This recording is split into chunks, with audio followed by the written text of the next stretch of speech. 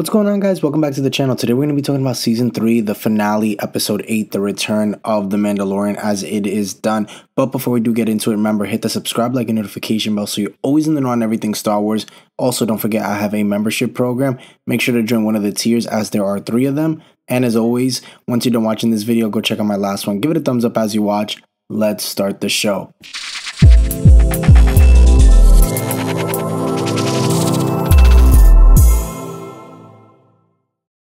So now that The Mandalorian Season 3 is over, we had the finale, the return. It finally confirmed one of the biggest things of Moff Gideon's ultimate goal. And as Gideon suggested in Season 3, Episode 7, he was indeed working on a personal cloning project. However, Moff Gideon's cloning research had nothing to do with Snoke's clones, as we thought that that was going to be the big maybe reveal eventually.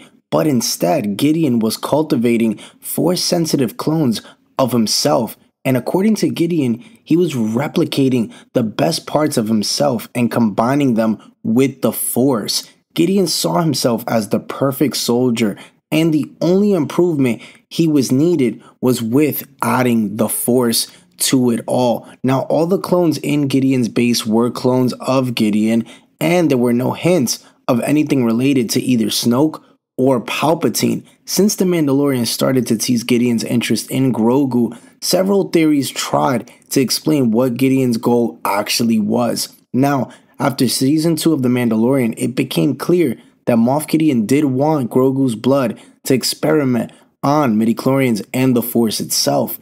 Previously, Star Wars' The Rise of Skywalker revealed that Snoke was but a clone used by Palpatine.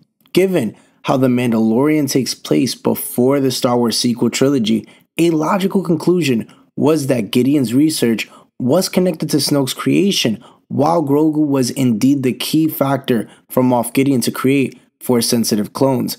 Gideon's plans had nothing to do with creating Snoke, and we saw that in the season finale, as that was one of the biggest takeaways from the season finale, Episode 8, the return. Now, when you saw this, guys, what were your thoughts? What were your theories? As I was hoping they were going to utilize this a little bit more in the season, or shall I say, in the episode. Like, to be honest, I know we got the Praetorian Guards, as cool as they were. I personally would have thought that if Moff Gideon was going to fight the Mandalorians and Din and Bo and the rest of them, and shall I say, let me not forget Grogu, as he's called now, Din Grogu, it would have been cool to see Moff Gideon fighting alongside with his own creation of Moff Gideon, clones. That would have been really cool to see, as, like I said, this episode, I felt like was missing something. It needed at least like a Thrawn or just something cool. I feel like they definitely missed their mark with this, and they didn't utilize it, as we saw like a little teaser of his clones,